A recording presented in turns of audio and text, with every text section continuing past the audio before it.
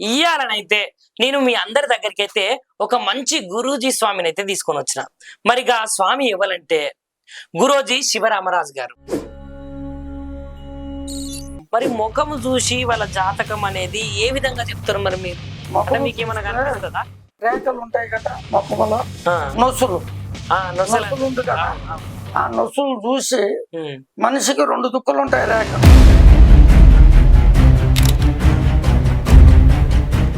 ఈ చేతి రాతల వల్ల మనిషి యొక్క జీవిత చక్రం గాని, మనిషి యొక్క జీవితం గాని, మనిషి యొక్క జీవన విధానం గాని ఏమన్నా మారుతుందా స్వామి? మారుతుంది. ఎట్లా మారుతుంది స్వామి? ఎట్లా మారుతుంది అంటే, ఇప్పుడు ఏదైనా ఒక్కొక్క మనిషికి నమ్మకం కావాలి. నమ్మకం ఉంటే నామం, నమ్మనోడికి పంగనామం.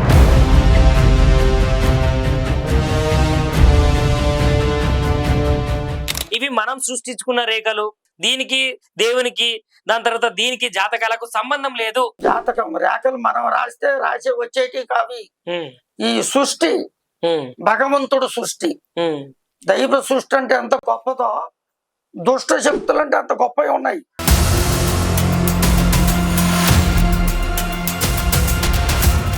మరి ఇప్పుడు ఒక మనిషికి శాతబడి చేసిర్రు, మరి వాని పానానికి గండం ఉన్నది, ఈ శాతబడి వల్లనే వీడికి ఇట్లా తయారైండు. కొంతమంది ఆరోగ్యం బాగోదు, ఎంత తిన్నా ఒళ్ళుకు పట్టదు, తెలిసిందా? పండుకుంటే నిద్ర రాదు.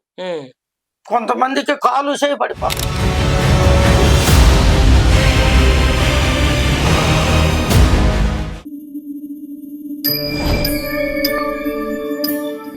మరి ఇప్పుడు ఒక మనిషికి శాతబడి చేసిర్రు, మరి వాని పానానికి గండం ఉన్నది, ఈ శాతబడి వల్లనే వీడికి ఇట్లా తయారైండు అని మనము తెలుసుకోవాలంటే, ఒక శాతబడి చేసిన మనిషికి శాతబడి చేసిండ్రు అని మనం ఎట్లా గుర్తుపడతాము?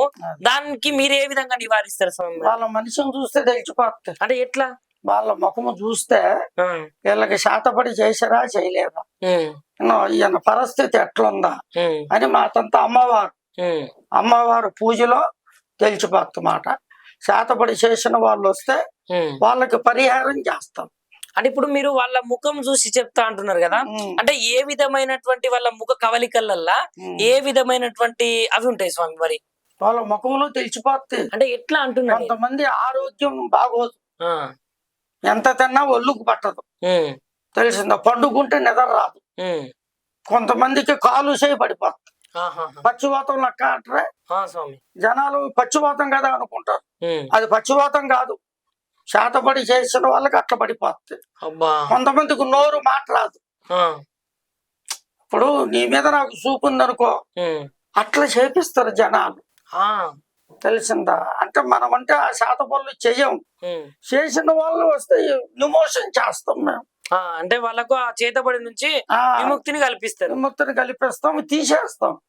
వాళ్ళకి ఎన్ని మంత్రాలు పంపించరా, వాళ్ళు ఎన్ని రోజుల నుంచి ఇబ్బంది పడుతున్నారా, వాళ్ళు ఇంట్లో ఫ్యామిలీకి అందరికి చేసిరా, లేకుంటే వాళ్ళకి ఒక్కరికే చేసిరా, లేకుంటే ఇంటికి చేసిరా, అవన్నీ మేము చూస్తాం. అంజనంలో అంజనం అంటే స్వామి, ఇప్పుడు వెనకట అంజనము ఎట్లా వేస్తారో, ఒక ఆకు తీసుకొని ఆకు మీద ఇట్లా రాసి, ఇప్పుడు మన దగ్గర ఏమన్నా అంజనం వేస్తారా స్వామి? అంజనం అంటే ఇదే కావు. ఎట్లా స్వామి? ఎట్లా కావు అంటారు కదా, అమ్మవారు కావులో ఎట్లా వేస్తాం అంజనం. ఒకవేళ పేరు బలాన్ని బట్టి ప్రాబ్లం ఉంటది కదా, వాళ్ళు వస్తుంటారు, వచ్చినప్పుడు ఎట్లా వేస్తుంటారు. ఇట్లా అంజనం వేసి ఏ ప్రాబ్లం ఉన్నా వాళ్ళ పేర్లు అంజనం వేస్తే తెలిసిపోతుంది. అంటే ఇప్పుడు ఈ తమలపాకుల మీరు రాసినటువంటి కాటకల వాళ్ళ సమస్యలు ఏమున్నాయో మొత్తం తెలిసిపోతుంది. ఎట్లా స్వామి మరి? అది పూజలు అంటే అంజనం అంటే చాలా పెద్దది, ప్రపంచానికే చాలా వరకు చాలా పేరు గల్లది అంజనం అంటే. అదే అట్లా అంజనం వేస్తే ఇప్పుడు నీ పేరులో ఏ ప్రాబ్లం ఉందో దాంట్లోకి వచ్చేస్తాం. అంటే ఇప్పుడు నా పేరు గుణశేఖర్ కదా, మరి నా మీద ఏదైనా ఉన్నదా నా పేరులో? ఇప్పుడు నీ పేరు మీద చూస్తే దీంట్లో ఏమి కనిపిస్తా ఉన్నాయి. ఎందుకు ప్రాబ్లం లేదు నీకు? నాకు ప్రాబ్లం లేదంట. లేదు అంటే ప్రాబ్లం ప్రాబ్లం లేదు నీకు. అది ఉంటే మనం చెప్పేస్తాం, అంజనంలో తెలిసిపోతా కదా. అట్లా వేసినప్పుడే అర్థమైపోతుంది. నీ పేరు బలాన్ని బట్టి గుమ్మన తిరుగుతుంటది దాంట్లో. అది మరి మాకు కనిపిస్తుందా? అట్లా తిరిగి మీకు కనిపించదు. మాకు అమ్మవారు శక్తి ఉంది కదా, మన దుర్గాదేవి శక్తిని బట్టి వాళ్ళ పేరు బలం మీద వేసేస్తాం. చేస్తే తెలిసిపోతుంది ఇంట్లో. ఈ మధ్య కాలంలో మన దగ్గరికి వచ్చినటువంటి భక్తులకు మీరు ఈ అంజనం ద్వారా నివారణ ఏమైనా చేసిర్రా? ఎంతో మందికి చేసాం. ఉదాహరణ అంటే మామూలుగా మేము అడుగుతున్నాం స్వామి, అంటే మాకు తెలియదు కాబట్టి ఉదాహరణ ఎటువంటి వాళ్ళు వచ్చిర్రు, వాళ్ళ మీద మంత్రశక్తి ప్రభావము ఎంత మేరకు ఉన్నది, మీరు ఎంత తగ్గించారు అనేది ఒకసారి చెప్తారా? మనకి ఎంతో మంది అంటే పేర్లు ఎందుకు, అంటే పేర్లు కాకుండా ఉదాహరణ మాట. ఒక్కొక్క మనిషికి ఒక్కొక్క ప్రాబలాలు ఉంటాయి. అన్ని ప్రాబలాలు ఒకటికి ఉండవుగా. అవును, ఉంటే మనిషి బతకడగా.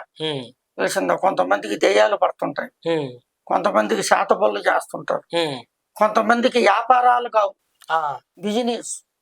ఎంతో మంది వ్యాపారాలు పెద్ద పెద్దవి పెడతారు, బిజినెస్లు పెట్టి లక్షలు ఖర్చు పెడతారు. ఆ వ్యాపారం చేస్తే జనాలు రాక, తెలిసింది వ్యాపారం కాక ఎంతో బాధలు పడుతుంటారు. దానికి కారణాలు ఉన్నాయి. వ్యాపారం కాలేదంటే అంత డబ్బు ఖర్చు చేసి దానికి కన్ను దృష్టి అంటారు. కన్ను దృష్టి ఆ కన్ను దృష్టి ఆ బిజినెస్ మీద, మనిషి మీద పడితే వాడు పైకి రాలేడు. నిజమా స్వామి? అది నిజమా. ఇప్పుడు ఇందిరాగాంధీ ఎట్లా వెళ్ళిపోయింది? ఎట్లా పోయింది? అకస్మాత్రంగా పోలేదా? సంజీవ్ గాంధీ ఎట్లా పోయాడు? తెలిసిందా? 10 మంది కళ్ళల్లో మనిషి ఎప్పటికి పడకూడదు, 10 మంది నోట్లో ఉండకూడదు. ఉంటే వాడు ఎప్పటికి పైకి రాలేడు. తెలిసిందా? ఇట్లా వైఎస్ రాజశేఖర రెడ్డి కూడా తెలిసిందా? మంచి వ్యక్తి అకస్మాత్రంగా ఎగిరిపోయాడు. దేనివల్ల? సూపు. జనాలు సూపు. ఒక్కొక్క సూపు పడితే వాడిని లేపేయాలనిపిస్తుంది జనాలకి. ఒక్కొక్క సూపు పడితే వ్యాపారాలు కాకోకుండా ఉంటది, బిజినెస్లు జరగవు, ఎన్నెన్నో బాధలు పడుతుంటారు. అకాసుంటి వాళ్ళు మా దగ్గరకు వస్తారు. వచ్చి స్వామి శివరామరాజు నువ్వు చెప్పింది బాగుందండి అని వాళ్ళు సంప్రదించి వాళ్ళ పేర్ల మీద పూజలు చేసి వాళ్ళకి అంతరాలు తాయితులు ఇచ్చి కట్టు కట్టేస్తాం మేము.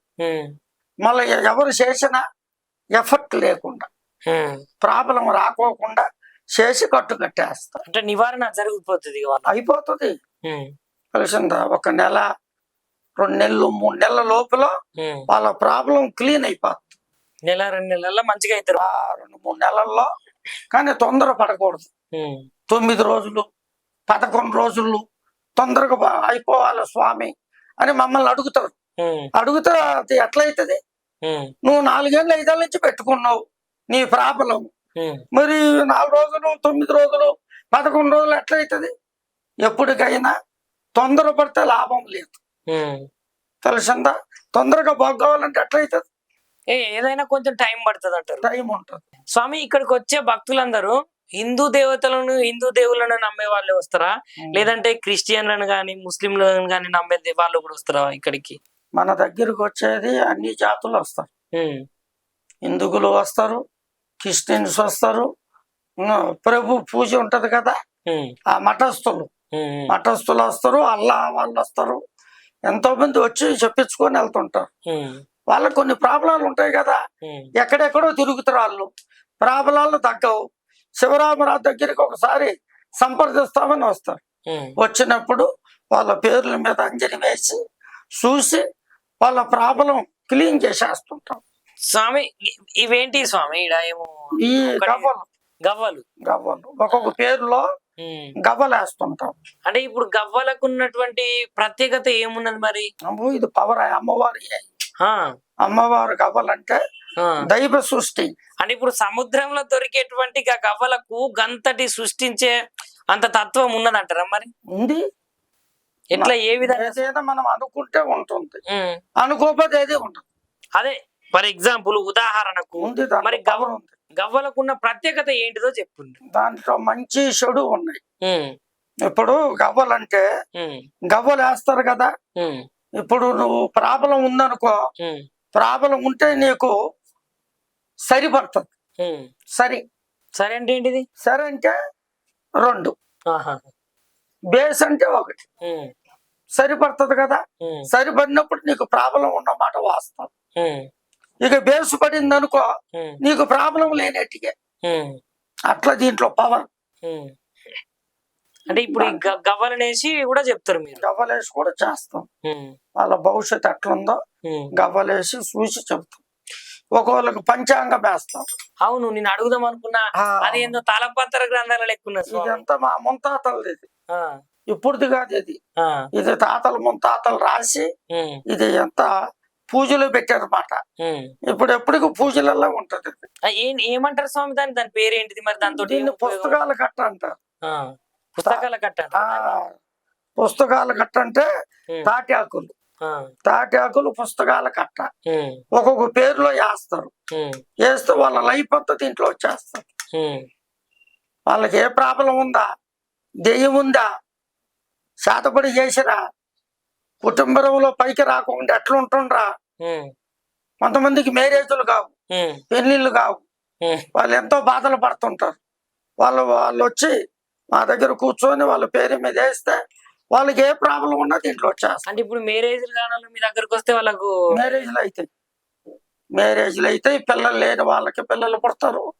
కొంతమంది చదువులో ఫెయిల్ అయిపోతారు. చదువులో ఫెయిల్ అయిపోయినా వాళ్ళకు కొన్ని ప్రాబ్లాలు ఉంటాయి. పెద్ద పెద్దగా చదువుతారు, ఎంత చదివినా బుర్రకెక్కదు, మర్చిపోతుంటారు. ఆ మర్చిపోయేప్పుడు ఒక్కసారి శివరామరాజుని సంప్రదిస్తే వాళ్ళ పేరు మీద చెప్పేస్తాం. మరి చదువు దేని వల్ల ఇట్లా ఫెయిల్ అయిపోతుందా, దేనికి పాస్ కావట్లేదా, మార్కులు చాలా దెబ్బతింటున్నాయి. మరి మార్కులు రావాలంటే వాళ్ళు చూడాలి. వాళ్ళు చూసి వాళ్ళ పేర్లు ఒకసారి పంచాంగం వేస్తే వాళ్ళ చరిత్ర దీంట్లో వచ్చేస్తాం. అమ్మా, అంటే అంతటి దివ్య శక్తి చాలా పవర్ అయ్యి, చాలా పవర్ గల్ల వస్తువు ఇది. తెలిసింది ఈ వస్తువు, ఇది ఇంత పెద్ద వాళ్ళ నుంచి మన దగ్గర ఉంది. వాళ్ళకి ఏ ప్రాబ్లం ఉన్నా దీంట్లో చెబుతుంటాం. చదువులో ఫెయిల్ అయిపోయిన వాళ్ళ కారణాలు ఉంటాయి. కారణాలు అంటే ఎట్లా తెలుసునా? ఎట్లా స్వామి? కొంతమంది సరస్వతి దోషం ఉంటది. అవునా? సరస్వతి దోషం ఉంటే ఎంత చదివినా ఫెయిలే, పాస్ కాలేరు వాళ్ళు, మార్కులు చల్లబడిపోతుంటాయి. కొంతమంది బాగా చదువుకున్నోడు రోడ్లమ్మట వస్తుంటారు పోతుంటారు కదా, తెలిసిందా? చదువులో ఫెయిల్ అయిపోయిన వాళ్ళు కొంతమంది చేపిస్తారు అన్నమాట. అంటే నిమ్మకాయలు చదవద్దని, వాడి దోషం పోవాలని. వాడు ఫెయిల్ అయిపోతున్నాడుగా, మరి వీడు పాస్ కావాలంటే వాడికి చెయ్యాలిగా. మా సొంత గురువులను పట్టుకొని వాళ్ళు చేపిస్తుంటారు. నిమ్మకాయలు, అక్షంతలు, కొబ్బరికాయలు, కోడిగుడ్లు అంటారు కదా, అవన్నీ తెచ్చి వాడి మీటికెళ్ళి తిప్పి దిగతూర్చి దాటించి కొంతమంది 3 దోవలు చొందన పెడతారు. కొంతమంది రోడ్డు మీద వేసిపోతారు రాత్రి, ఎవరికి తెలియదుగా. పొద్దులాగా అటు ఇటు వెళ్తుంటారుగా, బాగున్న వాళ్ళు దాటితే ఇక వాడికి వచ్చేసిందే. ఆ దోషం వీడు కొట్టేస్తాం. ఇక వాడు ఎంత చదివినా బుర్రకెక్కదు, మర్చిపోతుంటాడు. కొంతమంది పండుకొని కలవరిస్తారు అన్నమాట. నిద్రలో కలవరించి పండ్లు కొరుకుతుంటారు, కిరకిరకిరాని పండ్లు కొరుకుతుంటారు. అలా వాళ్ళు కూడా అదే ప్రాబ్లం, దాన్ని బజారు దోషం అంటారు. తెలిసిందా? అట్లా చదువులను బట్టి, కొంతమంది ఆరోగ్యాలను బట్టి జనాలు చెబితే నమ్మరు. బజార్లో వచ్చిందా నాకు, వీళ్ళు చెప్పేదంతా కరెక్ట్ లేదులే, అట్లే చెప్తుంటారు డబ్బుల గురించి అని అనుకుంటారు జనాలు. కారణం కరెక్ట్ గా దాన్ని దాటితే వచ్చేస్తారు. బజారు దోషం అంటారు. తెలిసిందా? ఇప్పుడు కొంతమంది ఇల్లు కడతారు, ఇల్లు కడతారు. ఆ ఇల్లు కడితే అది వాస్తు లేకుండా ఉంటది ఇల్లు. ఇక వాళ్ళు కొంతమందికి బాధలు వచ్చి పడతాయి. ఇల్లు కట్టినప్పటి నుంచి మొత్తం సమస్యలు అవుతాయి. ఆ ఇంట్లో యజమానన్న బాగుండకపోవడు, లేకపోతే ఇంట్లో అనారోగ్యం పాలవుడు, వచ్చిన సంపద అంతా మొత్తం పరుల పాలవుడు, ఇట్లాంటివి జరుగుతాయి కదా. అగో జరుగుతాయి. దానికి కారణం ఉంటది. ఏంటి స్వామి? దానికి వాస్తు బాగలేకపోతే వాళ్ళ ఇంట్లో ఎవరో ఒకరికి నష్టమైతుంటది. కొంతమంది చచ్చిపోతారు వాస్తు దోషం వల్ల. వాస్తు దోషం వల్ల ఆ కుటుంబంలో నిలబడి సంసారం చేయలేదు. తెలిసిందా? ఎన్ని సంవత్సరాలు చేసినా ఆ ఇల్లు వాడు పైకి రాలేడు ఆ ఇంట్లో. అది వాస్తు దోషం అంటారు. మరి అట్లాంటి వాళ్ళు మంచిగా కావాలంటే ఎట్లయితే? మంచిగా కావాలంటే వాస్తు ప్రకారంగా ఇల్లు ఉండాలి. ఇల్లు కట్టుకునే దాంట్లో వాస్తు ప్రకారంగా సిద్ధాంతులు మాసుంటే దగ్గరికి వస్తే మేము వాస్తు చూసి చెప్తాం. వాస్తు చూసి చెప్పి దీనికి ఏమి చేయాలా మరి తెలియకోకుండా కట్టుకుంటారు. వాళ్ళకి తెలియదు. మన దగ్గరికి వస్తే సంప్రదిస్తే రాజుగారిని వాళ్ళకి వాస్తు చక్రం వేస్తాం ఇంటికి. అంటే వాస్తు చక్రం కూడా మీరు వేస్తారా? వాస్తు చక్రము వాళ్ళ ఇంట్లో మధ్యలో గోడ ఉంటది కదా, పూజ రూమ్ కాడ, ఆ గోడలో పెట్టేస్తాం. లోన పెట్టేసి కట్టు కట్టేస్తాం. ఇక ఆ ఇంట్లో ఎన్ని సంవత్సరాలైనా ఉండొచ్చు, వాళ్ళకి ఏ ఇబ్బంది ఉండదు. వాళ్ళకి ఆరోగ్యాలు బాగుంటాయి, వాళ్ళకి పనులు అవుతాయి, మనశ్శాంతిగా జీవిస్తారు. అట్లా ఉంటాయి కొన్ని. ఇంకొక ముచ్చట మాట్లాడితే స్వామి, ఇప్పుడు కొత్తగా అంటే వెనకట మరి వశీకరణము, ఒక మనిషిని వశం చేసుకోవాలి, వీళ్ళు నా చుట్టే తిరగాలి, వీళ్ళు నేను చెప్పినట్టు వినాలి అని అప్పుడెప్పుడో విన్నాము. మరి ఇప్పుడు కూడా వశీకరణం లాంటివి గాని, వశీకరణము చేసేటువంటి వాళ్ళు గాని, వశపరుచుకునేటువంటి వాళ్ళు గాని ఏమన్నా ఉన్నారా స్వామి ఇప్పుడు కూడా? వశీకరణం అంటే దాంట్లో చాలా ఉన్నాయి, ఒక విషయం కాదు. తెలిసిందా? స్త్రీ వశీకరణం ఉంది, పురుషుడు వశీకరణం ఉంది. కొంతమంది భార్య భర్తలు ఇడిపోతారు చూడు, ఏజ్యమాడి కళామాడి గొడవలు పెట్టుకొని ఇడిపోతారు చూడు. మళ్ళా మొగుడే గాని భార్యే గాని నా మొగుడు నాకు కావాలి, రావాలంటే వాడు రాడు, వాడు బిర్రు మీద కూర్చుంటాడు. తెలిసిందా? అసలు ఆ భార్యే గాని భర్తే గాని మన దగ్గరికి వచ్చి మరి నా భర్త నా మాట వింటంలే, నా మాట ఇన్నట్టుకు చేయాలి అని అడుగుతారు మమ్మల్ని. అడిగితే వాళ్ళిద్దరు పేరు తీసుకొని, తెలిసిందా, పూజలో పెట్టి కట్టు కట్టి దాంట్లో తాయితుల వశీకరణం పెట్టేస్తాం.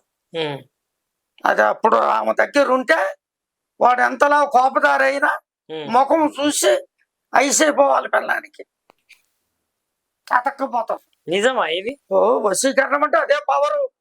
ఇప్పటి వరకు ఈ కాలంలో కూడా ఉన్నదా? ఈ కాలంలో ఉంది, పోయిన కాలంలో కూడా ఉంది, పాత కాలంలో కూడా ఉంది. ఇప్పటి నుంచి వచ్చిన వస్తువులు కావాలి. స్త్రీ వశీకరణం, పురుషుడు వశీకరణం. కొంతమంది కాలేజీ పిల్లలు చదువుకుంటుంటారు, కాలేజీలో ప్రేమలు అక్కడక్కడ లవ్ చేస్తుంటారు అమ్మాయిల్ని. ఆ అమ్మాయి దగ్గరికి వచ్చి పోతుంటది. తెలిసిందా? వాళ్ళు వస్తారు మా దగ్గరికి వచ్చి, స్వామి మరి నేను కాలేజీలో ఒక అమ్మాయిని ప్రేమించిన, మరి అమ్మాయి నాకు దూరం అవుతుందండి అని అంటారు.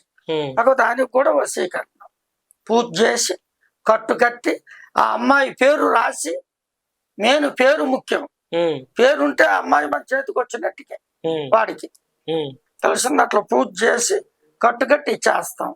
ఇక వాడమ్మడే తిరుగుతుంటా అమ్మాయి. అది వశీకరణం పవర్. స్వామి నేను ఒకటి మాట అంటా, మీరు తప్పు అనుకోని అంటే అడుగుమంటే అడుగుతా. అడగండి స్వామి. స్వామి మరి ఇప్పుడు వశీకరణం గురించి ఇంత మంచిగా చెప్పారు, స్త్రీ పురుష వశీకరణ, దాని తర్వాత కాలేజీల లవ్ల గురించి వశీకరణ, అమ్మాయికి అబ్బాయికి. మరి వశీకరణ చేసే ముంగట వాళ్ళు మీ దగ్గరకు వచ్చినప్పుడు అంటే మీరు ఎటువంటి తాయెత్తులు గాని, లేదంటే ఇప్పుడు మీరు ఒక తాయెత్తుల మేము వనమూలికలు, సంజీవని మూలికలు అవి ఇవి అని చెప్పారు కదా, మరి ఎలాంటి మూలికలను ఉపయోగించి వశీకరణం చేసుకోవచ్చు?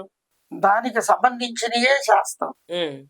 అంటే ఎటువంటివి? ఇప్పుడు మామూలుగా ఇప్పుడు మీరు చెప్పొచ్చు స్వామి, పర్వాలేదు. ఎందుకంటే అంటే దానికి పేర్లు ఉంటాయి. ఏంటి ఆ పేర్లు చెప్పరు. ఎందుకు? అవి మాకే తెలుసు. మేమంతా కోయి దొరలం కదా, మా తాతలు ముత్తాతల నుంచి ఎంత ప్రాబ్లం వచ్చినా ఆసుపత్రికి పోరు. మాకు ఏర్లే, చెట్లు ఆకులు ఏర్లు, ఆ ఏర్లు తీసి, కలిసిందా, దెయ్యం పట్టిన ఆరోగ్యం బాగలేకపోతగా వాళ్ళకు కూడా పూజ చేసి, తెలిసిందా, ఏర్లు అమ్మవారు ప్రార్థన చేసి వస్తుంటారు. ఇచ్చినప్పుడు టక్కన తగ్గిపోతుంది వాళ్ళకి ప్రాబ్లం ఉండదు. మాకంతా మూలికలేనా, మూలికలు చాలా ఉన్నాయి మాకు. తాతలు ముత్తాతల నుంచి ఆయుర్వేదం అంటారు కదా, ఏ ప్రాబ్లం ఉన్నా అయ్యే మేము తినేది వాడేది. ఇప్పుడు నాగరికం వచ్చింది. ఈ నాగరికం వచ్చిన కాడి నుంచి ఇప్పుడు సూదులు, మందులు, భోజనం. మాకు ఇంతకు ముందు అడవిలో దొరకవుగా, మేము అడవి వస్తువులు తిని, కొమ్మరిటి పండు తిని కొమ్ముడి అని చేస్తుంటాం అడవిలో. అట్లా స్వామి, ఇప్పుడు నరఘోష నివారణకి అంటే మీరిచ్చేటువంటి పరిహారాలు ఏ విధంగా ఉంటాయి? నరఘోష అంటే దానికి జన వశీకరణ సంజీవ ఉంటుంది. సంజీవ ఆ సంజీవుని పూజ చేసి తెలిసిందా తాయితులో పెట్టి ఇస్తాం అన్నమాట. మీరు అన్ని పూజ చేస్తా అంటున్నారు. మా కోసం, మా ప్రేక్షకుల కోసం, మిమ్మల్ని చూసే మీ భక్త జనం కోసం ఏదన్నా ఒకటి, ఒక అమ్మవారి శ్లోకమా లేదంటే మీకు ఇస్తా. అంటే ఒకసారి మీరు చెప్పండి స్వామి. మామూలుగా అమ్మవారిని మీరు ఏ విధంగా ధ్యానిస్తారనేది మాకు కూడా తెలియాలి కదా. అదే మంత్రాలు చెప్పుకోరు తెలిసిందా పెద్దవాళ్ళు, ఈ దేవి అక్షరాలు. మాకు విద్య ఎట్లా వచ్చిందంటే తెలిసిందా ఒక శక్తి ఎట్లా వస్తుంది. ఇప్పుడు కొంతమంది కుక్కరాలు ఎట్లా వస్తున్నాయి చెప్పు, ఎట్లా వస్తున్నాయి చెప్పు. ఆ అమ్మవారు వచ్చేస్తుంది, వచ్చినప్పుడు ఊగుతుంటారు, యాపాకు పెట్టుకొని ఊగుతుంటారు. ఇప్పుడు మాకు అట్లా కాదుగా, మాకు ఒంట్లోకి వచ్చేస్తుంది అమ్మవారు. ఒంట్లోకి వచ్చినప్పుడు వాళ్ళ పేరు మీద పూజ చేసి వాళ్ళకి సంజీవులు ఉంటాయి కదా, మూలికలు, ఏ జన వశీకరణానికి అది వశీకరణ సంజీవు ఉంటుంది. దాన్ని ఎంత రాసి రాగి రేఖ మీద రాసి ఆ తాయితులు పెట్టి అది పూజ చేసి కడుతుంటాం. కడితే వాళ్ళు బాగుంటారు అట్లా. స్వామి ఇప్పుడు నరదృష్టి అంటారు కదా, నరదృష్టి మంచిది కాదు, మరి నరదృష్టికి ఏం చేయాలి? చాలా సమస్యలు ఉన్న వాళ్ళు కూడా మీ దగ్గరకు వచ్చి స్వామి మాకు ఇరుగు పొరుగు దిష్టి ఎక్కువ ఉన్నది, ఇంటి పోటు ఎక్కువ ఉన్నది అని అంటారు కదా స్వామి.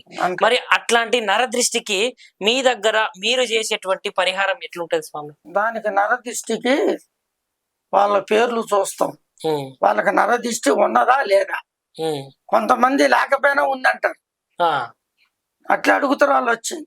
స్వామి నాకు డబ్బు నిలబడతాంలే, నేను నాకు ఎంత సంపాదించినా లాస్ అయిపోతుంది స్వామి, నాకు నరదిష్టి ఉంది స్వామి అని అంటారు.